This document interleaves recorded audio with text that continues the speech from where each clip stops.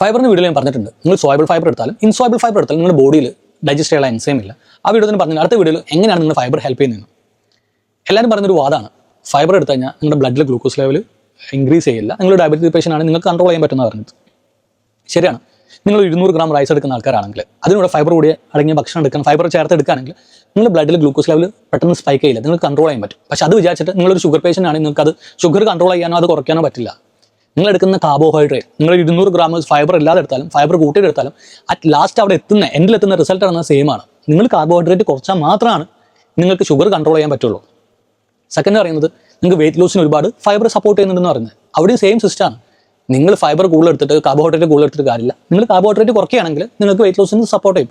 പക്ഷേ ഫൈബർ എടുക്കുന്ന സമയത്ത് നിങ്ങളൊരു അരി കഴിക്കുന്ന സമയത്ത് ചോറ് കഴിച്ച് കഴിഞ്ഞാൽ പെട്ടെന്ന് നിങ്ങൾക്ക് വീണ്ടും വിശക്കാൻ തോന്നില്ല. ഫൈബർ എടുക്കുന്ന സമയത്ത് എന്താ വെച്ച് കഴിഞ്ഞാൽ കുറച്ച് നേരത്തേക്ക് നമുക്ക് ആ വിശപ്പ് തോന്നില്ല. അത് നമ്മൾ ഫൈബർ സപ്പോർട്ട് ചെയ്യുന്നുണ്ട്. മൂന്നാമത് പറയുന്നതാണ് ഗട്ട് ബാക്ടീരിയാസിന് ഒത്തിരി ഫൈബർ ഹെൽപ്പ് ചെയ്യുന്നുണ്ട്. സത്യമാണ്, നിങ്ങളുടെ ഗട്ട് ബാക്ടീരിയാസിന് ഫൈബർ ഒത്തിരി ഹെൽപ്പ് ചെയ്യുന്നുണ്ട്. ഞാൻ പറഞ്ഞു നിങ്ങളുടെ ബോഡിയിൽ ഫൈബർ ഡൈജസ്റ്റ് ചെയ്യാനുള്ള എൻസൈം ഇല്ല, നേരെ പോകും, ഭക്ഷണം നേരെ പോകും. ചെറുകുടലിൽ നിന്ന് ഇത് ഡൈജസ്റ്റ് ചെയ്യാനുള്ള എൻസൈം ഇല്ലാത്തതുകൊണ്ട് അത് ഡൈജസ്റ്റ് ആവില്ല. അവിടെ നേരെ വൻകുടലിൽ പോകും. വൻകുടലിൽ അവിടെ ഒരുപാട് ഗട്ട് ബാക്ടീരിയാസ് ഉണ്ട്. ഗട്ട് ബാക്ടീരിയാസ് എന്ന പ്രീബയോട്ടിക് ബാക്ടീരിയാസ് ഉണ്ട് അവിടെ. അതുമാത്രമല്ല നിങ്ങൾക്ക് ബാഡ് ബാക്ടീരിയാസും ഉണ്ട്. ഈ പ്രീബയോട്ടിക് ബാക്ടീരിയാസ്ക്ക് എനർജി വേണം. എനർജിക്ക് ഉള്ള ഭക്ഷണമാണ് എന്ത് നിങ്ങൾ പറയുന്നത് ഫൈബർ എന്ന് പറയുന്നത്. ഇത് പ്രീബയോട്ടിക് ബാക്ടീരിയ കേട്ടോ. അതേപോലെ തന്നെ ബാഡ് ബാക്ടീരിയാസും ഉണ്ട്, അവരും ഈ ഭക്ഷണം തിന്നും. അപ്പോൾ നിങ്ങൾ എന്താ വെച്ച് കഴിഞ്ഞാൽ ബാഡ് ബാക്ടീരിയാസിൻ്റെ എണ്ണം അവിടെ കൂടെ നടന്നു.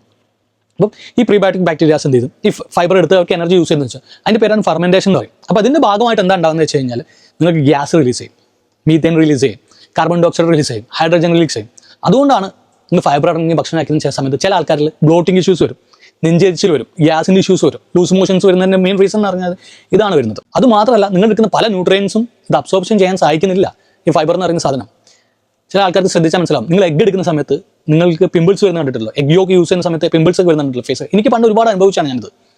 അതിന് വൺ ഓഫ് ദ റീസൺ എന്ന് പറഞ്ഞാൽ ഈ ഫൈബറാണ്. നിങ്ങളുടെ പ്രോട്ടീൻ അബ്സോർപ്ഷൻ വഴി കുറയ്ക്കാൻ തുടങ്ങും ഈ ഫൈബർ അധികം എടുക്കുന്നതിന്. പിന്നെ നിങ്ങളുടെ ബവൽ മൂവ്മെൻറ്റ്സിന് ഹെൽപ്പ് ചെയ്യുന്നതാണ് പറയുന്നത്. ആക്ച്വലി നിങ്ങൾ ചെറിയ രീതിയിലൊക്കെ എടുക്കുകയാണെങ്കിൽ ഓക്കെ നമുക്കത് പറയാം. പക്ഷേ നിങ്ങൾ ഒരുപാട് ഫൈബർ എടുക്കുകയാണെങ്കിൽ എന്താ വെച്ച് കഴിഞ്ഞാൽ നിങ്ങൾ ഭക്ഷണം കഴിച്ച് കഴിഞ്ഞാൽ നേരെ പോയിട്ട് ചെറുകുടലിൽ പോകും. ചെറുകുടലിൽ നിന്ന് അവിടെ നിന്ന് ഡൈജസ്റ്റ് ചെയ്യാനുള്ള സാധനങ്ങളുടെ ഡൈജസ്റ്റീവ് പ്രോട്ടീൻ എന്താണ് ന്യൂട്രിയൻസ് ഒക്കെ അബ്സോർബ് ചെയ്തിട്ട് ബാക്കി വരുന്ന നേരെ നിങ്ങളുടെ വൻകുടലിൽ പോകും. വൻകുടലിൽ ആ പാത്ത് വഴിയിലൂടെ സ്മൂത്ത് ആയിട്ട് പോയിട്ട് നമ്മൾ ലാസ്റ്റ് സ്റ്റൂളായിട്ട് പുറത്തേക്ക് ഇറങ്ങുക ചെയ്യാം. നിങ്ങൾ ഫൈബർ എടുക്കുന്ന സമയത്ത് ഫൈബർ ഡൈജസ്റ്റ് ചെയ്യാനുള്ള എൻസൈം നമ്മുടെ ചെറുകുടലില്ല, നേരെ വൻകുടലിൽ പോകും. വൻകുടലിൽ പോകുന്ന സമയത്ത് എന്താ വെച്ച് കഴിഞ്ഞാൽ ഫൈബർ ഈ പൂപ്സിൻ്റെ വലിപ്പം കൂട്ടും. അതായത് നമ്മൾ ഇടുന്ന അപ്പിൻ്റെ വലിപ്പം അവർ കൂട്ടും. അതുകൊണ്ട് എന്താണെന്ന് വെച്ച് കഴിഞ്ഞാൽ നമ്മൾ 1/2 ഇഞ്ച് കൂടെ പൈപ്പിലേക്ക് പോകേണ്ടത് 1 ഇഞ്ചിലേക്ക് സാധനം അടിച്ച് കയറ്റുന്ന അവസ്ഥയാണ് ഉണ്ടാകുന്നത്. അത് ഭയങ്കര ഇറിറ്റേഷൻ ഉണ്ടാക്കും നമുക്ക്. അതുകൊണ്ടാണ് IBS ഒക്കെ വരുന്നത്. ഫൈബർ കൂടുതൽ എടുക്കുന്ന ആൾക്കാർക്ക് അത് IBS ഒക്കെ വരുന്ന മെയിൻ റീസൺ എന്ന് പറയുന്നത് ഇതാണ്.